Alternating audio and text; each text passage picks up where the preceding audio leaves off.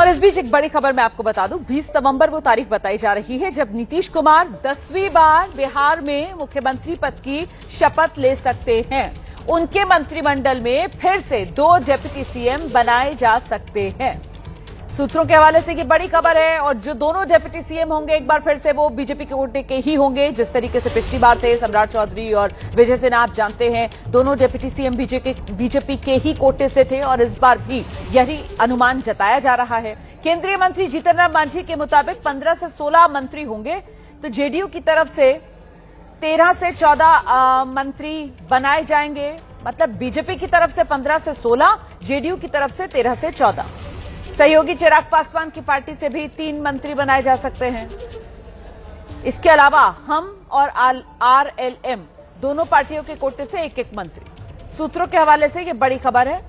विधानसभा का जो स्पीकर होगा वो भी बीजेपी के कोटे का ही होगा, ये भी जानकारी सामने आ रही है। सीधे आपको लेकर चलेंगे एक बार फिर हमारे सहयोगी बलराम पांडे के पास और जरा बलराम से जानते हैं। बलराम, वो जो आप बता रहे थे कैसे नीतीश कुमार की ताजपोशी सीएम के तौर पर, इसके अलावा वो मंत्रियों का जो आप गणित बता रहे थे कि 6 विधायकों पर 1 मंत्री, कुछ इस तरीके का फॉर्मूला तय पाया गया है। लेकिन बेहद दिलचस्प ये देखना होगा कि वो 2 डिप्टी सीएम, अच्छा ये तस्वीरें आ रही हैं, बलराम पांडे यहीं पर मौजूद हैं राजभवन से बाहर निकलते हुए। नीतीश कुमार की गाड़ियों का ये काफिला आप देख रहे हैं। नीतीश कुमार को देखिए, आप गाड़ी में बैठे हुए हैं। राजभवन में इस्तीफा सौंपने के बाद नीतीश कुमार अब बाहर निकले हैं।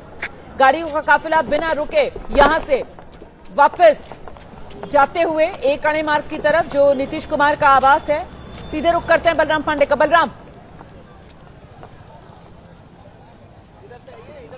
बिल्कुल, देखिए नीतीश कुमार अपने सहयोगी सम्राट चौधरी के साथ राजभवन से बाहर निकल आए हैं और इस वक्त उनका जो काफिला है वो सीएम आवास के अंदर दाखिल हो चुका है। और माना जा रहा है कि इस्तीफा सौंपने के बाद अब नई सरकार के गठन को लेकर के जो सुगबुगाहट है वो तेज हो गई है और सम्राट चौधरी भी उनके साथ मौजूद हैं। तो माना जा रहा है कि जल्द से जल्द विधायक दल की बैठक होगी और उसमें सर्वसम्मति से नीतीश कुमार को मुख्यमंत्री का चेहरा चुना जाएगा। और जिस तरीके से आज अभी उन्होंने राज्यपाल को इस्तीफा सौंपकर बाहर निकले हैं, उससे ये स्पष्ट हो गया है कि जल्द से जल्द बिहार में नई सरकार देखने को मिलेगी। लेकिन जिस तरीके से ये अंदाजा लगाया जा रहा था कि आज एनडीए के जो विधायक दल की बैठक है वो हो सकती है, तो उम्मीद जताई जा रही है कि कल या परसों सुबह एनडीए के विधायक दल की बैठक होगी जिसमें सर्वसम्मति से नीतीश कुमार को विधायक दल का नेता चुना जाएगा। और उसके बाद एक बार फिर नीतीश कुमार राजभवन पहुंचेंगे और राज्यपाल को सरकार बनाने का प्रस्ताव पेश करेंगे और बताएंगे कि उनके साथ 202 विधायक हैं और इन विधायकों के समर्थन से वो सरकार बनाएंगे। हालांकि किसी भी राज्य में जो मंत्री होते हैं वो जो विधायकों की गिनती होती है उसकी 15% विधायक ही जो मंत्री पद की शपथ ले सकते हैं। अगर हम बिहार की बात करें तो बिहार में 243 विधायक हैं और ऐसे में यहाँ पर जो 15% विधायक हैं वही मंत्री पद की शपथ ले सकते हैं। इसीलिए अटकलें लगाई जा रही हैं कि इस बार भी बीजेपी के पास ही दोनों उप मुख्यमंत्री का जो पद है वो रहेगा। इसके अलावा मुख्यमंत्री का चेहरा नीतीश कुमार रहेंगे। और जिस तरीके से चिराग पासवान की पार्टी ने इस बार बेहतरीन जीत दर्ज की है, तो उम्मीद जताई जा रही है कि 2 से 3 मंत्री पद चिराग पासवान की पार्टी को दिया जाएगा। लेकिन जो अन्य 2 घटक दल हैं, चाहे हम की बात करें जो जीतन राम मांझी की पार्टी है उसको भी 1 मंत्री पद दिया जा सकता है, उपेंद्र कुशवाहा की पार्टी को भी 1 मंत्री पद दिया जा सकता है। तो यानी कुल मिलाकर के जो फार्मूला है वो तय कर लिया गया है और शपथ ग्रहण को लेकर के जो निमंत्रण देने का, जो आमंत्रित करने का सिलसिला है वो भी अभी कुछ घंटे बाद से शुरू हो जाएगा। मुझे ये बताइए बलराम पांडे, मेरी आवाज अगर आपको मिल रही है तो मुझे ये बताइए कि पिछली बार जो 2 डिप्टी सीएम दोनों बीजेपी के कोटे से, एक अपने सम्राट चौधरी और दूसरे विजय सिन्हा, लेकिन इस बार क्या बलराम को मेरी आवाज नहीं मिल रही है? वो लगातार बोल रहे हैं। मुझे लगता है बलराम से हमारा संपर्क नहीं हो पा रहा है। हम जरा दोबारा से इसको कनेक्ट करवाते हैं। इस बीच ये तस्वीरें मैंने आपको दिखाई। आपसे कुछ देर पहले नीतीश कुमार राजभवन पहुंचे थे।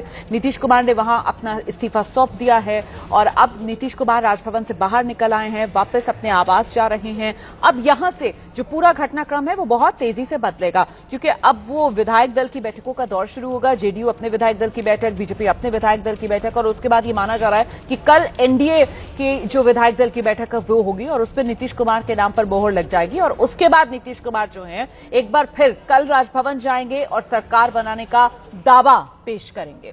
एक बार फिर से जरा बलराम का रुख करते हैं। बीच में बलराम को मेरी आवाज नहीं मिल रही थी। बलराम, अब आपको मेरी आवाज मिल रही है?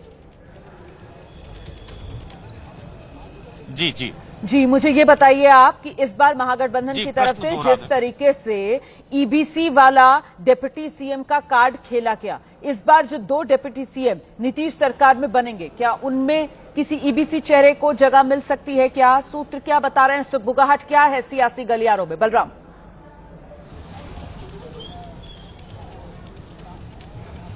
देखिए, आपको बता दें कि जो अभी सूत्र बता रहे हैं उसके मुताबिक बीजेपी का ही दोनों डिप्टी सीएम चेहरा होगा और ये पूरी तरह से क्लियर हो चुका है। लेकिन कौन डिप्टी सीएम का चेहरा होगा बीजेपी की तरफ से, ये अभी पूरी तरह से स्पष्ट नहीं किया गया है। लेकिन सम्राट चौधरी के डिप्टी सीएम बनने की जो संभावना है वो प्रबल है और इसीलिए आप देख रहे होंगे कि नीतीश कुमार के साथ हर जगह सम्राट चौधरी नजर आ रहे हैं। लेकिन किस तरीके से बिहार की जो राजनीति है उसको बीजेपी साधती है और किस तरीके से 2 डिप्टी सीएम का चेहरा वो बिहार की जनता के सामने रखती है, ये देखने वाली बात होगी। हालांकि कौन कौन कैबिनेट में शामिल होगा बीजेपी की तरफ से, इसको लेकर के भी मंथन हो रहा है। ये कहना अभी गलत होगा कि सारी चीजें तय हो गई हैं कि कौन मंत्री होगा, कौन डिप्टी सीएम होगा, ये अभी तय नहीं हुआ है। हालांकि ये जरूर स्पष्ट हो गया है कि 2 डिप्टी सीएम चेहरे होंगे और वो दोनों बीजेपी के होंगे और इसको लेकर के सीएम होंगे, दोनों बीजेपी के कोटे से होंगे। लेकिन किस तरीके से इस बार बीजेपी अपने इन दोनों डिप्टी सीएम के जरिए वो जाति वाला समीकरण साधेगी और जाति सशक्तिकरण का संदेश देगी।